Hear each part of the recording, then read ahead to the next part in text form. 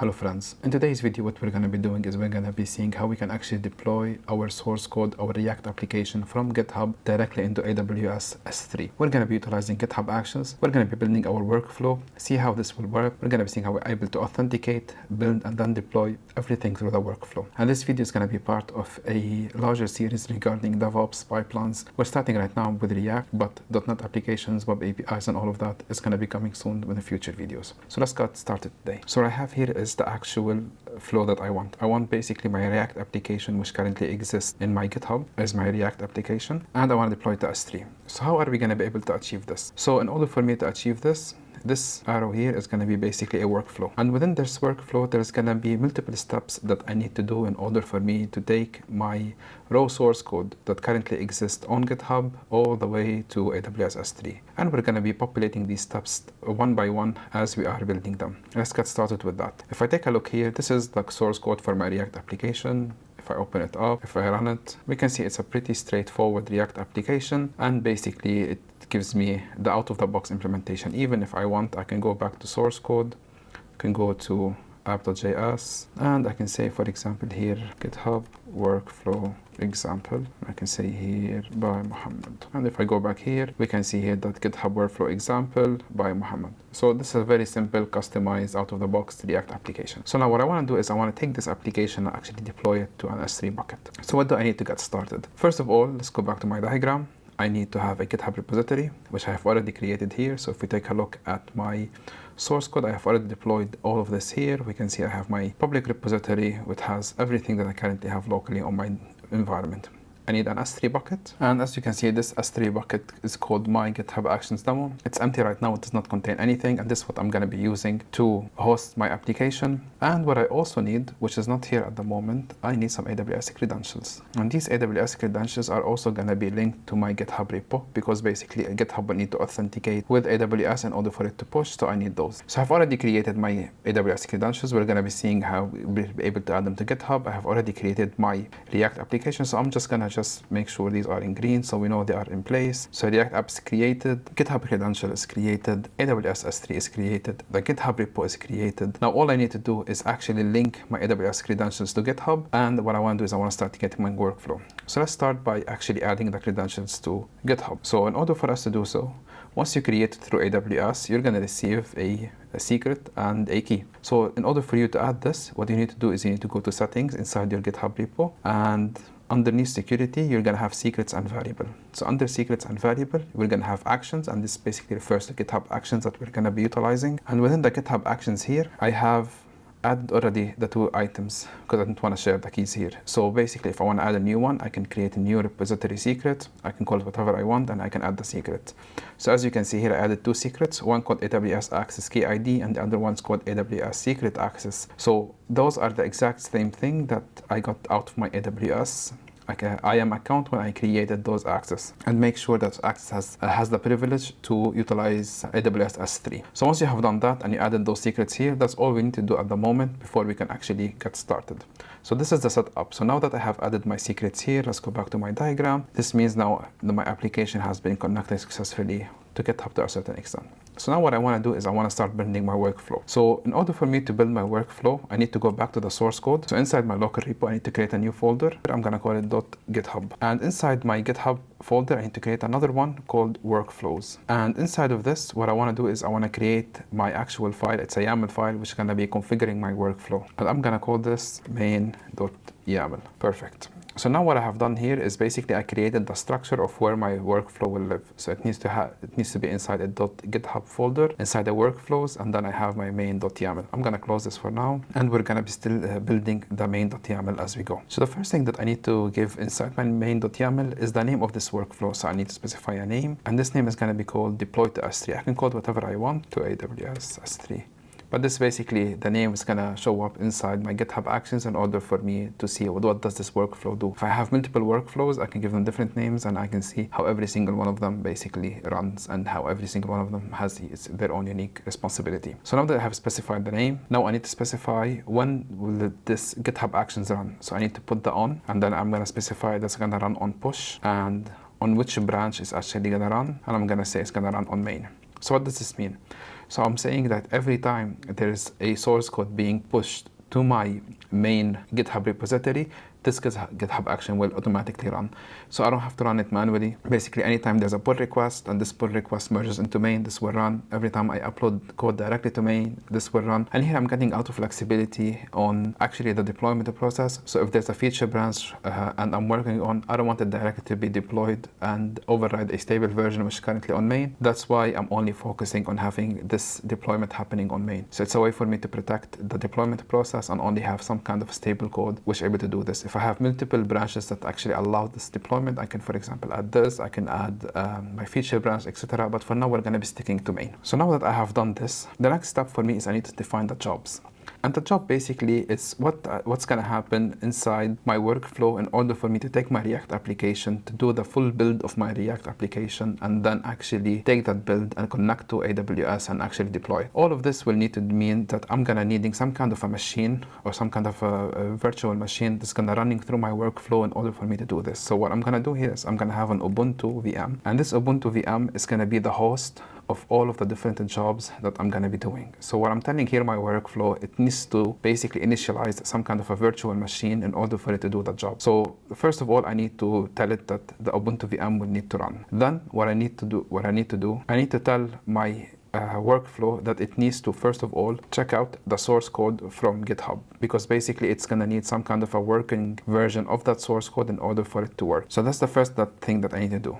So let's do these two right now, and then we are actually able to continue building my workflow. So first of all, I want to initialize a VM, and then what I need to tell it to check out the code. So back to my source code here, I need to define the job that the workflow is going to do. And basically what I'm going to tell it here is it needs to actually utilize an Ubuntu VM. So I tell it here job, deploy, then I tell it what types of environment it needs to deploy through. So I put runs -on, and here I'm going to specify Ubuntu -latest. If I have a specific Ubuntu in mind, I can specify it here, but right now I'm just telling it to utilize the latest version of Ubuntu available for it. So now what I've done here is specified my Ubuntu VM. Perfect. Now I need to tell it to start checking out the code. So now underneath run, and this is really important, inside YAML we need to make sure that alignment is correct. So it should not be under deploy, because deploy is the process. It should be under run. What we need to do here is we need to tell it now the steps that it needs to take in order for it to do so. And the first step, as we said, is going to be checking out the source code. So I'm going to specify steps, and I'm going to say the name of the step is checkout, which is basically check out the source code. And I'm going to say it's going to use some kind of a built-in mechanism that GitHub Actions is going to provide me, which is going to be actions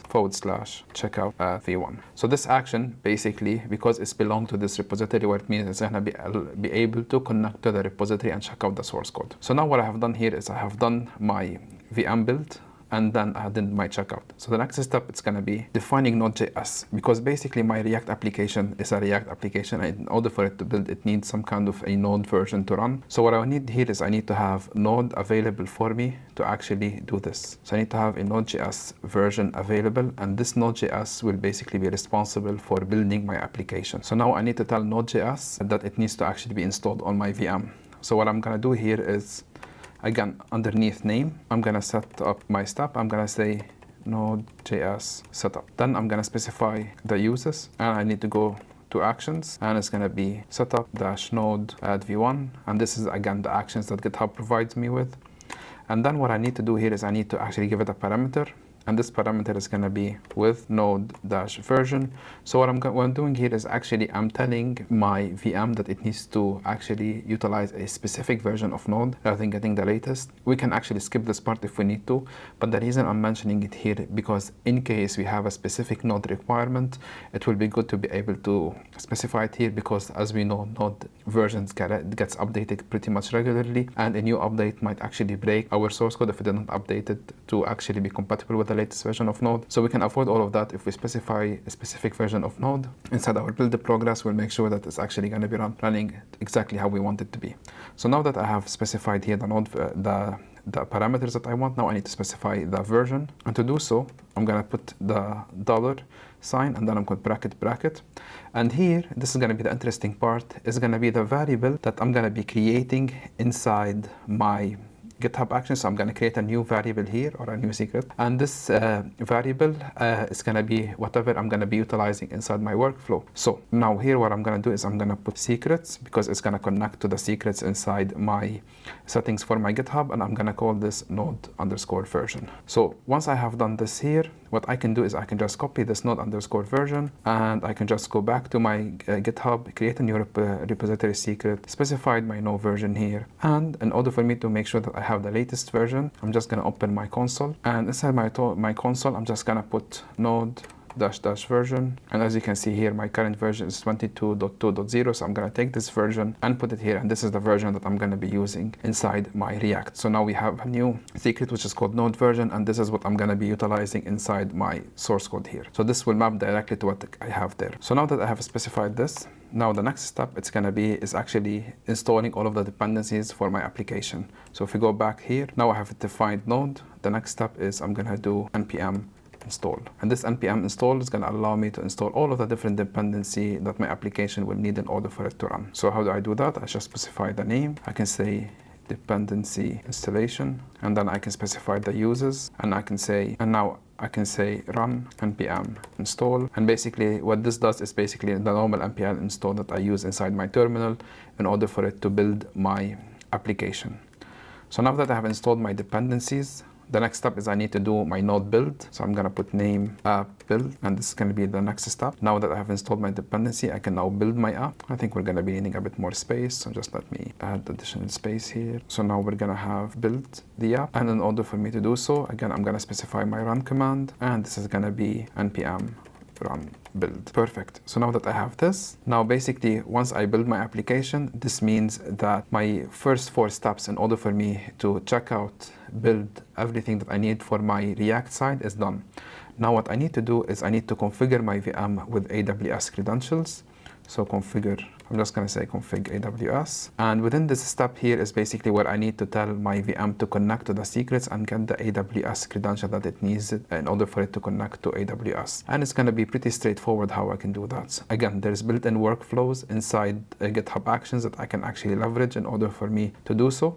So if I go back here, I can define a new step, and I can give it a name, and I'm going to say, let's remove this here, fix the spacing, and I'm just going to say configure AWS Credentials. And here what I'm going to do is I'm going to use one of the built-in functionality, which is going to be AWS Actions, and here it's going to be configure AWS credentials at v1. And basically these actions are provided by AWS, which allows me to actually directly configure all of these different credentials inside my machine. And now with this, as you can imagine, I'm gonna have the with command because I need to tell it exactly what are the parameters that it needs to. So I'm gonna put with, and here I'm gonna specify basically my key and my secret, which currently exists here. So I need to tell it that it needs to access my key ID and my access key in order for it to configure it. So it's gonna be AWS-access-key-ID. And again, I have to specify the $bracket, and this is gonna be secrets dot this secret right here. So I'm just gonna copy paste it. And similarly, I'm gonna have another one here, just me copy it. I'm gonna put AWS-secret-access-key, and it's gonna be the same thing, secrets.aws-access-secret-key.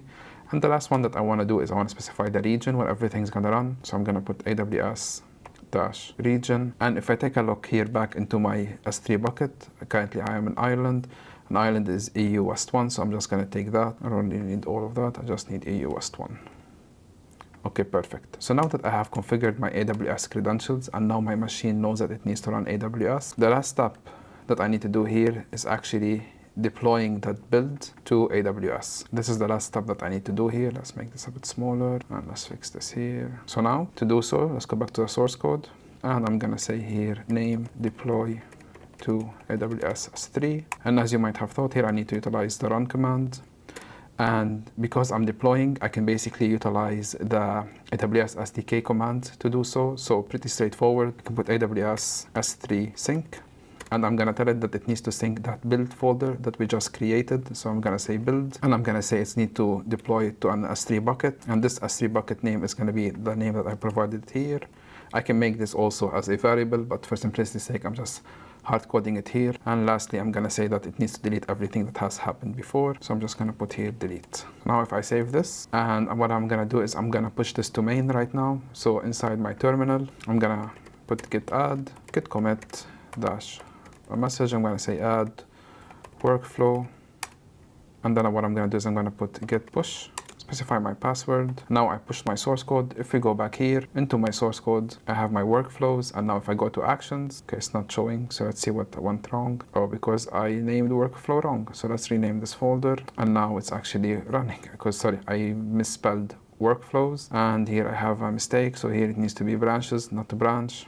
And that should be it. So again, let's save it. Let's open my terminal again. Let me commit this. So I'm gonna add this. I'm gonna say, let's clear this up. And let's update my git commit to add, actually let's say fix workflow directory. And then I'm gonna say git push, specify my password. Now it has been pushed. If I go back here and refresh, I should be able to see my workflow. So here, this is my workflow. If I go to actions, now we're able to see deploy to S3 workflow is here, and we can see it's already started to run automatically because I deployed it to main. If I click on this, we'll be able to see the process. So let's click on this. We can see the job setup has been executed successfully. The checkout of the source code has been done successfully. And then we can see setting up Node, installing the specific version of Node also has been done. Now it's installing the dependency that's needed. And now it's building the app. And now basically it's connecting to AWS, getting the credentials. And now it's deployed everything to AWS. So now if I go back to my bucket on AWS and I refresh this, we should see now all of the build source code is here.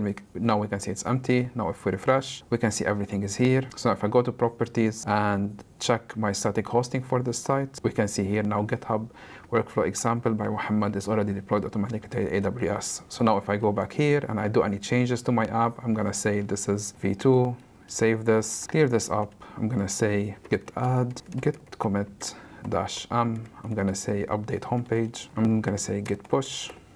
My password here, and then basically if I go back now, we can see my workflow. If I go back to summary, we can see, if I refresh to actions, we can see a new one has been started, and this is basically on my commit message, update homepage. And again, right now, once this is done, let's go back to actions. It's running right now. I can see it here. It's in the deploy stages now. Once we get the green tick that's actually has been completed, I'm able to see all of these changes directly deployed inside my AWS application. So let's just give it a few seconds for it to complete. We can see it has now completed. And now if I go back here and I refresh, we can see here that now v2 has been added. Okay, great. So now let's do a quick summary of what had happened here. So in order for us to get started with this, we needed a few items. So we need the GitHub repository, we need an S3 account, we need AWS credentials, and we need our React application. Then what we have done is we have added the AWS credentials into GitHub, and then once we have done this, now we started building our workflow. Within our workflow, we had to define a few different steps in order for us to go from the empty workflow all the way to deployment. So the first thing is we needed to create an Ubuntu VM. Then inside this Ubuntu VM, we said we're gonna run different jobs, and this job is checking out the code. And then basically we have done is specify the node version, and we installed it on our machine. Then we did npm install to install all of the different dependency that our React application will require. Then we have did the build for that React application. Then we have configured that VM to have AWS credentials, and lastly we deployed it to AWS. And with all of this, we basically now automated the full deployment process from our GitHub to AWS. I hope this video was helpful. If you have any questions, please make sure you put them in the comments down below. If you'd like to support me, please consider supporting me on Patreon or buying me a coffee. This series of video is now, I'm thinking of building a full DevOps section specifically regarding automation. And we started with React. The next step is going to be within our .NET application, and we're going to be seeing how we can actually do that in the next video. I hope this video was helpful. If you have any questions, please make sure you put them in the comments down below. And again, thank you very much for watching, and have a great day.